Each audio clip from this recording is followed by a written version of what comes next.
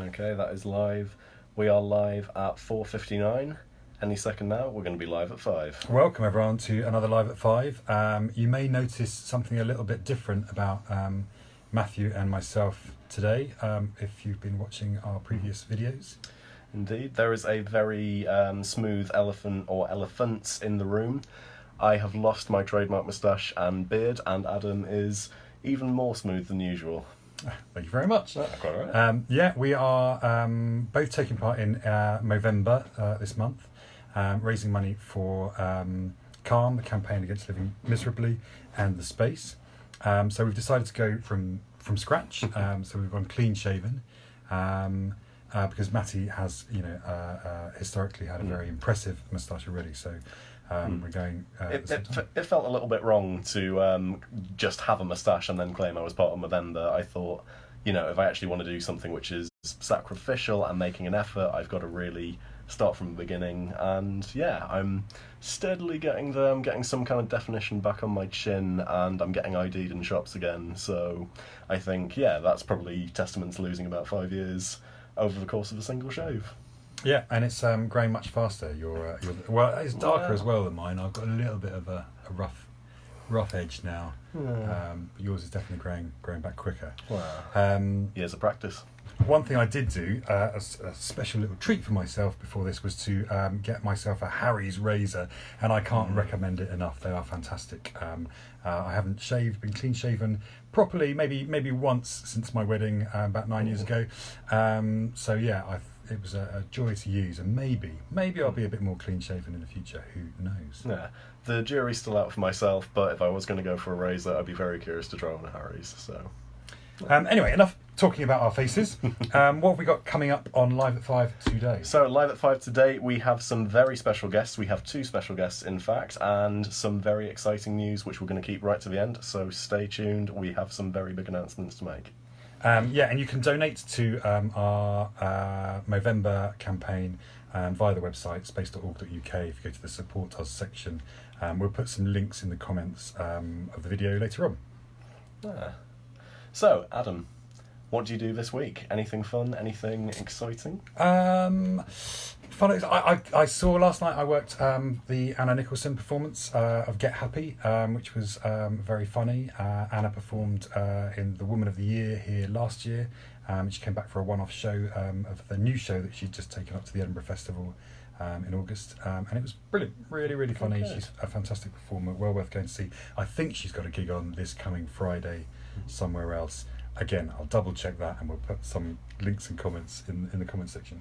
Nice. Yeah.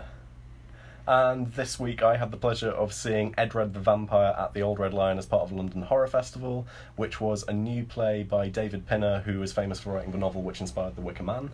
It's the story of a 1,000-year-old vampire who has been living in the UK and effectively having a Forrest Gump set of adventures throughout the history of the UK, produced by Sarah Laurie, great friend of the space, and amazing young actors, brilliant writing, and one that I hope has a longer life than 1,000 years. Cool. Great stuff. Yeah, speaking of Halloween, my daughter Phoebe dressed as a skeleton as many times as she possibly could during half term. So that was all good fun. We've now got it written into our contracts for Live at 5 that we mention Phoebe in every one of these, as she complained after we didn't in the very first one. And have we had any further Phoebe feedback from previous episodes? She hasn't actually watched any of the other ones since, so... Okay, so the feedback is we need to engage a bit more with the youth market, so if you're young and watching this, please let us know how we can speak with you in it. In it. Is it? I think it is. It is. Okay. Sometimes. Good. Right. Well, let's move on.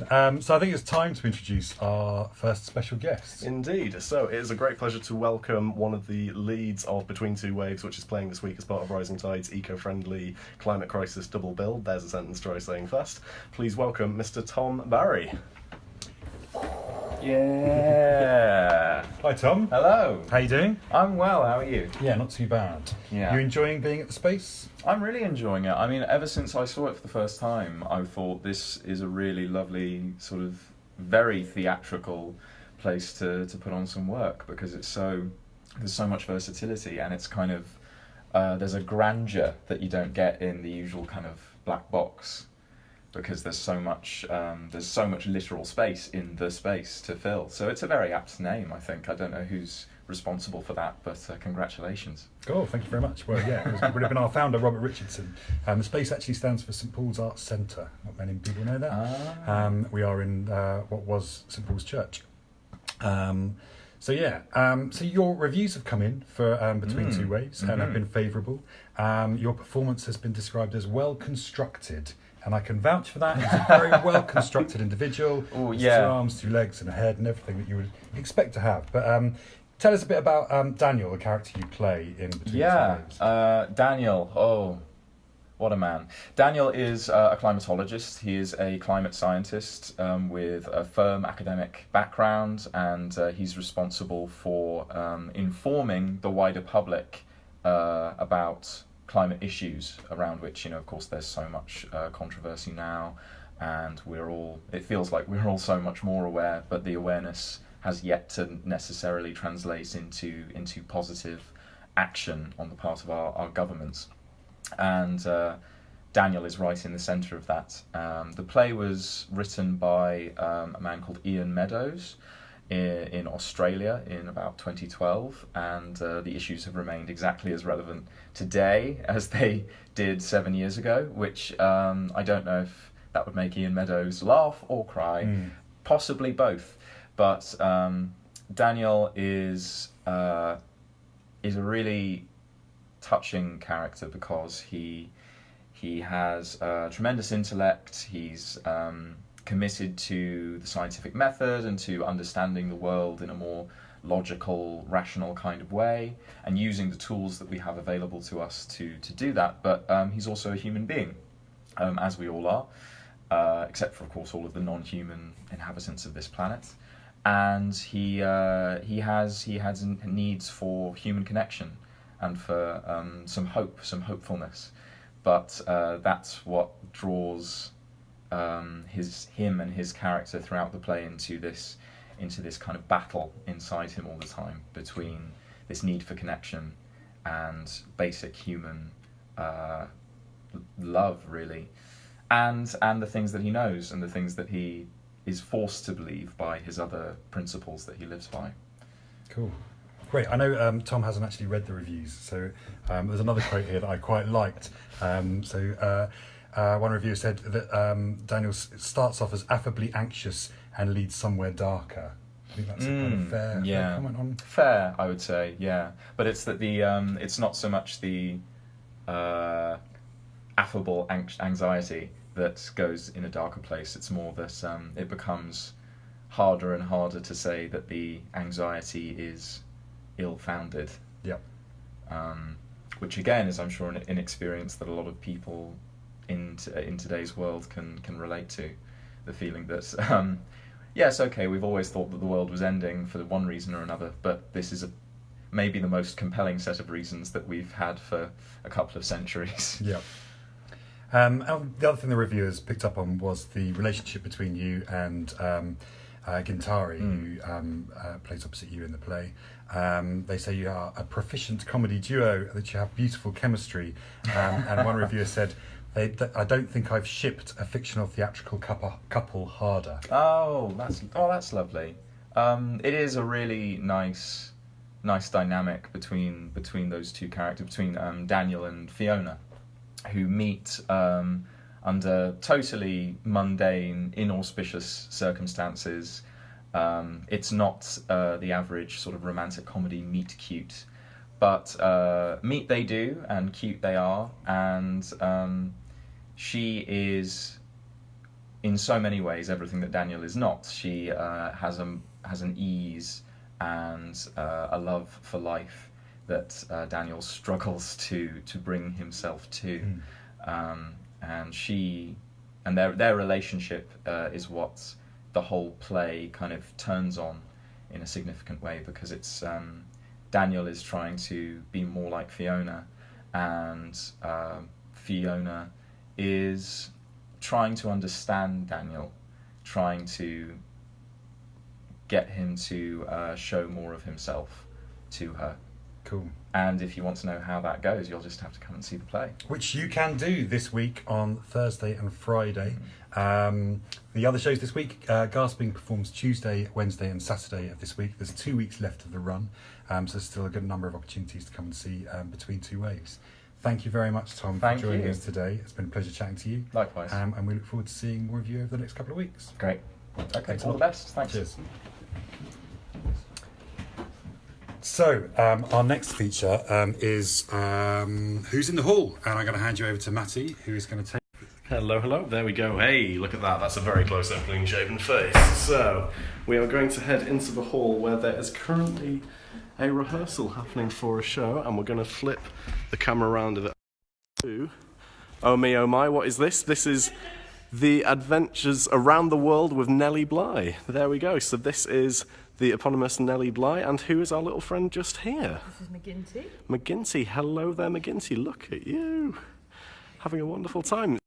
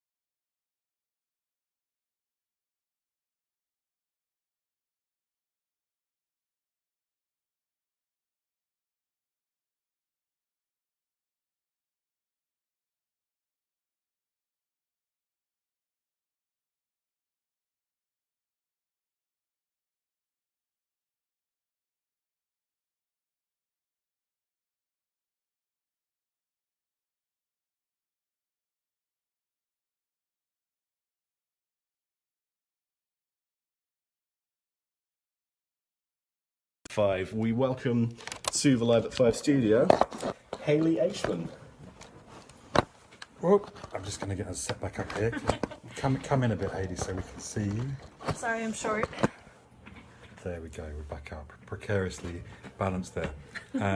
So yeah, Hayley's one of our interns at the Space. Do you want to tell us a bit about yourself, Hayley? Oh, it just dropped. Sorry. There we go. It's live. Anything could happen. There we go. You might have to lean forward so people can see you a bit better. So about myself? Yeah. Oh gosh. So I've been here for what, a month and About a month, half? yeah. 2 months. I'm studying abroad here in London. I'm actually from the United States. I'm from like Chicago area. I'm studying theater, technology, and design. So interning at a theater makes sense, right? I like doing like scenic stuff and props, as well as sound, which I'll be helping with sound for King George III coming up. Yeah. So we're into rehearsals again tonight for Manchester George III, and Hayley's going to be joining us to help us with the sound design for the show, which you've done a little bit. You've kind of helped us to source some of the sounds already. Is there anything you can tell us about what the sound might include? Well, it's a lot of musical, like classical music from the period. Yeah, that's like a majority of what it is, to be perfectly honest, and it's kind of got its own special place in the show. Yeah, that's most of it, isn't it? Yeah, absolutely. Yeah, that's it. And you're looking forward to joining us for rehearsals? Yeah, I am. Yeah, tonight will be my first night sitting in on rehearsal and seeing what's going on and all that good stuff. So cool, brilliant. Well, thank you very much for joining us. Yeah. You can stay for our unboxing section. Sure. But sadly, we've got nothing to unbox. No, we don't. We had no deliveries this week, so nobody sent us any gifts, which is a little bit heartbreaking. So if you want to see us unboxing things, then send us something to unbox, and then we can do it. But equally, if you want to send us anything to plug, you're in a show or you're doing a show, or you've got something else that you want to promote, drop us a line, and we'll do our best to include it in the next Live at 5. But thank you very much, Hayley. Yeah, no we'll send you problem. off back to the port cabin to carry on with some work. Sounds and We'll good. see you later. Bye. Thank you.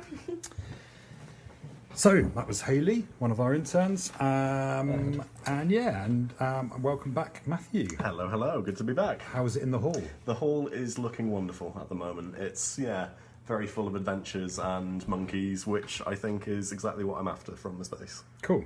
Again, you're lean in a That's bit. okay, lean let's in. get in Let's there. get cosy. Oh, apparently I'm watching this as this is happening, so hello, Well done. hello to myself. Hello, Jill. Jill's joined us again. Regular viewer of Live at 5. Indeed. Lovely to have you back, Jill. Let's talk about what else is coming up over the next few weeks. What have we got happening at the space? We've got some amazing things happening, so we do have 2 more weeks of Between Two Waves and Gasping, the Rising Tides duo.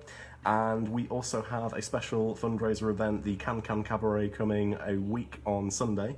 So that is November the 17th. We have a couple of space regulars, including Maria Hertz, the drag queen, who is absolutely side-splitting, so I'm looking forward to seeing that one. Yeah, the Can Cabaret is organised by Kelly Belletta. Kelly was a member of the Spaceworks group. She's lovely. She's a very talented choreographer, and they have done the cabaret event at the Space once before, and also at other venues. It's a lot of fun. It's very sexy, very saucy. A really, really good night. So we recommend you come along to that. It's all this version of the event is all in aid of the Alzheimer's Society. So it's all in a good cause as well. So yeah, do join us on the 17th of November for that. Some other stuff that's happening, not at the Space. Some of our associate theatre companies, in fact 2 of our associate theatre companies, Wonderbox and Bric-a-Brac, both went up to the Edinburgh Festival, both performed with the Pleasance, and they are part of the Pleasance's Best of Edinburgh season, which looks pretty fantastic. Wonderbox are performing A Womb of One's Own, and Bric-a-Brac are performing Mustard Doesn't Go With Girls, and those are both worth checking out. As is Sexy Lamp by Katie Arnstein, which I saw at the Vaults Festival. Was that this year? And then booked for the Roof Garden in the summer. And I know she's been up to Edinburgh and is now performing at the Pleasance. So do check all of those out. Really exciting Best of Edinburgh season at the Pleasance. I'm going to try and get along there to see some stuff myself. Indeed. And Adam, we promised some special news. I think we probably better deliver on that, haven't we? We should, yeah, absolutely. So we are very pleased to announce that we have a date for Scriptspace submissions for 2020. What's Scriptspace, Matty? Well, Scriptspace, Adam, is our script development program. You should know this. You've been here a while. Oh, yeah. It is. We take scripts which are drafted and have a full potential version. We take a read of them and we consider them for staged readings. So we'll get some actors and the director together, invite audience and the directors and writers to hear their script out loud, and then we see what future life we can help them bring. Yeah, absolutely. Every single play that's submitted to Scriptspace gets written feedback from our panel of readers. We have a really great team of voluntary readers who are really brilliant at giving constructive criticism and feedback and helping to develop new writing. We